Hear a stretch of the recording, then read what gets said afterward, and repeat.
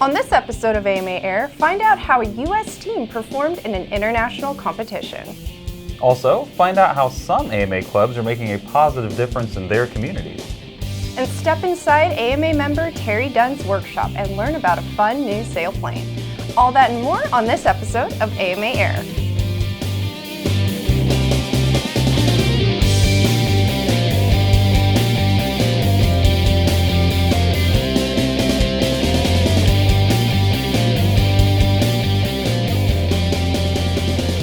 Hello, and welcome to AMA Air, your source for modeling news. I'm Chris Savage. And I'm Claire Oldenheisen. 4 AMA members and their team manager picked up their model airplanes, traveled to Greece, and came home with bronze medals. Team USA F3P competed in the 2019 FAI World Championships on March 17th through the 23rd at Heraklion Arena in Crete. Team USA consisted of Dave Lockhart, AC Glenn, Joseph Shizor, Jr. Grayson Pritchett, and team manager Bill Pritchett. During F3P competition, pilots perform aerobatics inside a gymnasium with aircraft weighing less than 10 ounces. Find out what other U.S. teams will be competing around the world this year at modelaircraft.org/FAI. An aeromodeling business owner, a retired Boeing engineer, and one of the pioneers of electric flight are among those chosen for the 2018 class of the AMA Model Aviation Hall of Fame. Established in 1969, the Hall of Fame is one of the highest honors that an AMA member can receive. The 5 people chosen for the 2018 class are Tim Daniels, Bob Dodgson, Bob Kopsky, Mark Freeland, and the late Cliff Telford. Soon, you'll be able to learn more about our recipients as their AMA History Project biographies are added to modelaircraft.org. You know, I'm always amazed whenever I read any of those biographies. Some of the accomplishments of our members are just incredible. I know, it's just amazing, and you can access them anytime you're in the museum. Did you know that? No. Yeah, so right when you enter the museum lobby, we have a kiosk for the Hall of Fame, so you can access anybody's biography, grab a photo maybe, and really? Yeah, you can check that out, and anybody can, so that's awesome. That is pretty awesome. Yeah. Very, very cool. Well, Horizon Hobby has released several versions of its popular Radian electric-powered sailplane. In the April issue of Model Aviation, author Terry Dunn shared his take on the newest version of this versatile and fun aircraft. Let's watch. Hi everybody, it's Terry. Welcome back to the workshop. The airplane that I want to show you today is the E-flite Night Radian FT. And this airplane probably looks very familiar to a lot of you because it is a derivative of the Park Zone Radian, which was a popular model from just a few years back. And that airplane was popular for some very good reasons. First of all, with just rudder, elevator, and throttle control, it was a simple airplane that didn't need any complex or expensive equipment to operate. So it was useful for modelers of pretty much all skill levels. Also, with a molded foam airframe, the Radian was a very robust model that was difficult to damage. But best of all, the Radian was a superb flyer, and that was true whether you were up high looking for thermals or down on the deck doing basic aerobatics.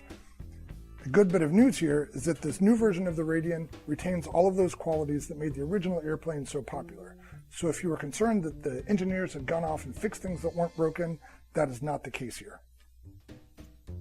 As I mentioned, the Night Radian uses a molded foam airframe, and it has a wingspan of 2 meters, which is just a little over 78 inches, and the wing separates into right and left panels for removal. E-flite offers this model in 2 versions. There's the plug and play and the bind and fly. Now, both of those versions come with a brushless 480 size motor with a folding propeller. There's also an E-flite 30 amp speed control and 2 mini servos that drive the rudder and elevator.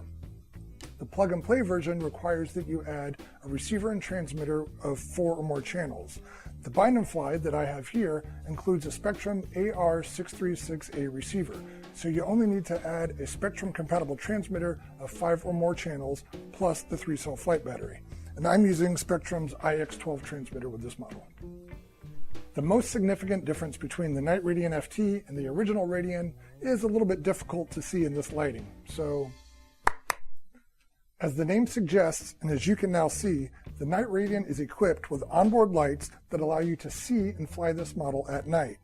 And what's truly unique about this system is that these are multicolor LEDs. There's also an onboard processor that commands the lights through different color sequences.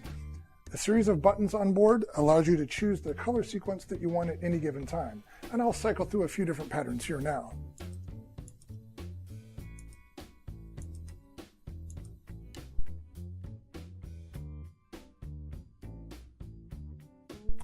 Another button allows you to choose the speed that the lights cycle through.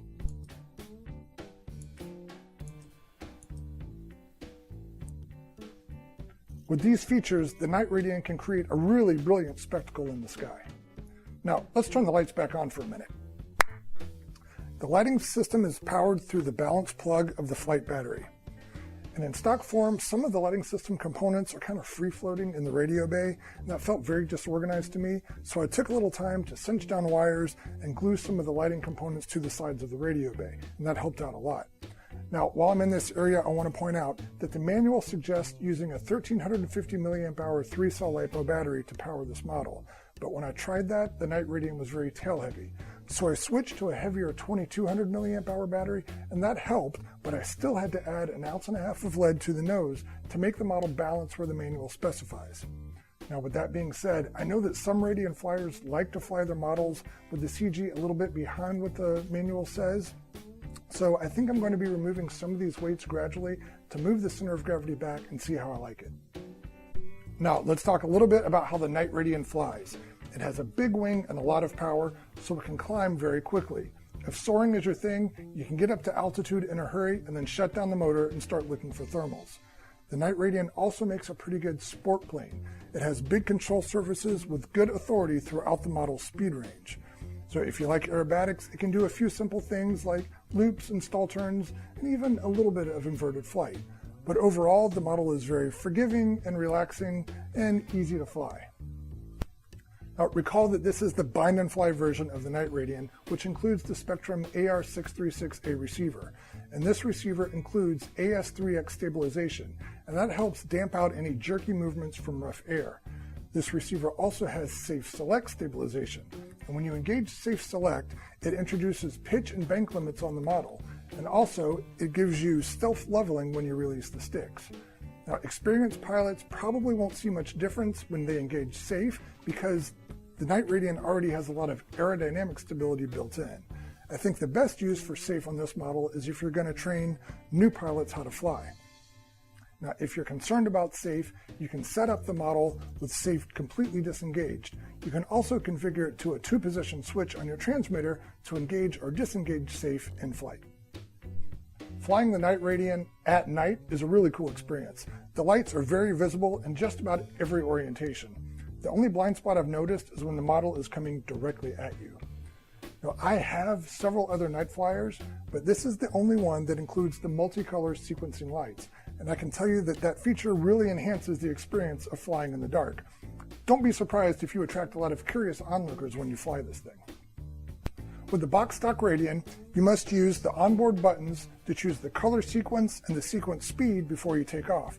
If you want to make any changes, you have to land and use those manual buttons again for your new selections. This concludes my overview of the eFlight Night Radiant FT. I'll say goodbye with a little bit more flight footage. I also want to encourage you to read the written review in Model Aviation magazine. Thanks for watching.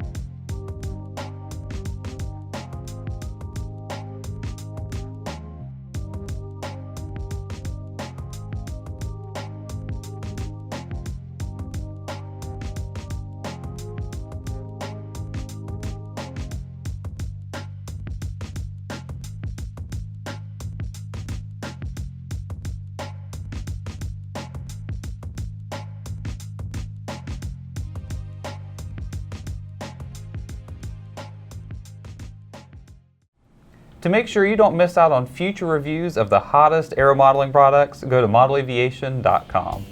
When we return, take a look at some fun upcoming events and learn how to find one near you.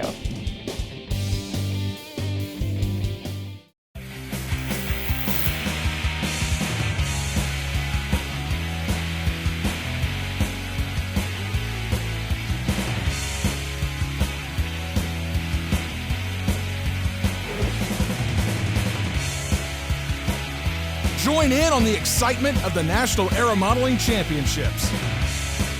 Register today at modelaircraft.org/NATS.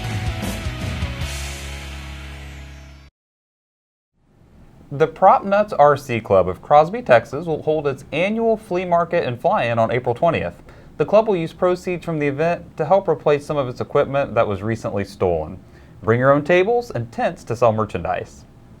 Come see some of the best 3D flying in the country at the Fredericksburg Area RC Club's 3D Huck Fest. Pilots can enjoy 2 flight lines, a heated and cooled clubhouse, overnight camping, and great prizes. The event takes place April 26th through the 28th in Fredericksburg, Virginia. Pilots of all types of aircraft are welcome at the Yakima Valley Aeromodeler Spring Opener, which takes place April 26th through the 28th. The event will include noontime demonstrations, food, and on-site camping. The flying site is located in Zillah, Washington. The first flying event of the year for the Volunteer Aeromodelers of Knoxville, Tennessee is its Spring Fun Fly and Swap Meet. The event will take place April 27th from 10 a.m. to 5 p.m. Any model helicopter or drone is welcome. The Fun Fly will be held regardless of the weather, so come prepared. If you're looking for a new-to-you RC helicopter, airplane, car, or even a boat, then plan to attend the Rock Valley RC Flyers annual swap shop and auction on April 27th. The Illinois event has been moved to a larger location this year, which has unlimited parking. The doors open at 8:30 a.m. Old-time stunt, classic aerobatics, profile stunt, and combat will be flown this year at the Bob Palmer Memorial Meet. The April 27th through 28th event takes place at Whittier Narrows Regional Park in South El Monte, California. Pilots will be vying for the Palmer Championship Trophy and others. For more information on these events or to find one in your area, you can check out the sanctioned event calendar in Model Aviation or at modelaircraft.org. And up next, learn how your club can be recognized for the good things that it does in your community. Every journey starts somewhere. Our journey begins with imagination. And imagination can take us anywhere.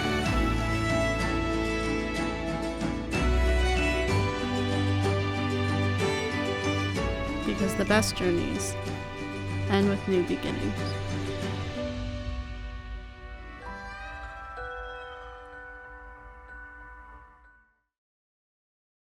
One thing that many AMA members are known for is their generosity. They are willing to give their time and their talents to make sure that the hobby thrives. Many AMA club members don't stop there. They go the extra mile by welcoming the public to their events and raising money for charity. Food banks, humane societies, and scholarship funds are just a few of the nonprofits that our clubs across the country have supported. AMA wants to recognize these clubs through our Flying for Good program. One club recognized through this program was the Casa Grande RC Flyers of Arizona, which held a fly-in for hospice and raised about $500. Because the club was selected as the January Flying for Good featured club, it was highlighted on AMA's social media, its website, and in AMA Today. Your club could be next. Learn more at amafoundation.modelaircraft.org/flyingforgood. Speaking of the foundation, if you're attending the 65th annual Toledo show this weekend, be sure to stay for the Saturday night auction. AMA Foundation representatives will be there with 2 aircraft donated by Charles Silva, an F9F Panther and an F7F Tiger Cat. These models will be auctioned off with the proceeds benefiting the AMA Foundation Education Fund. To learn more, visit amafoundation.modelaircraft.org. On our last episode, we introduced you to Model Monday, produced by the National Model Aviation Museum. Now, we are happy to announce that you can dig even further into the museum's collection with Manuscript Monday. This program allows you to peek behind the scenes to see documents that are not displayed for the public. Manuscript Monday will alternate weeks with Model Monday. Join us each Monday on the museum's social media channels to see either a manuscript or a model. That's all for this episode of AMA Air. You can stay connected with us by following us on Facebook, Twitter, and Instagram. For even more videos, make sure you subscribe to our YouTube channel. And from all of us here at AMA, thanks for watching. We'll see you next time, but for now, it's time to get flying.